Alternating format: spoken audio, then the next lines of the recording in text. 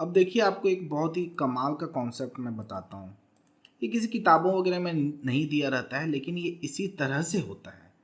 Heat को जैसे बोलते हैं ना कि हायर टेम्परेचर से ही वो लोअर टेम्परेचर में जाता है। मान लो ये बॉडी ए जो है ये हायर टेम्परेचर पे है और बॉडी बी जो है वो लोअर टेम्परेचर पे है, तो हायर से लोअर में ही जाता है। ये तो हम जानते हैं, ये होता ही है।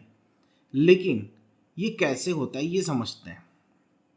अब जैसे देख लीजिए, बॉडी ए है, यहाँ से हीट अगर जा रहा है बी तक, इसको क्यू ए टू बी अपन लेते हैं। क्यू बी टू ए जो यहाँ लिखा हुआ है, ये थोड़ा अटपटा लगेगा आपको देखने में। मतलब बी से भी हीट ए में जा रहा है। ऐसा कैसा पॉसिबल है? बिल्कुल पॉसिबल है।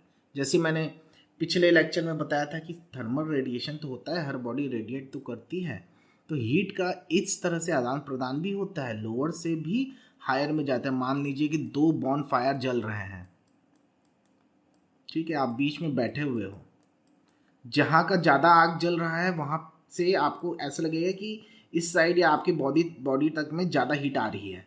आप यहाँ बीच में बैठे हो, मान लो इसको दूसरे कलर से कर देता हूँ। यहाँ पे आप ना बीच में बैठे हुए हो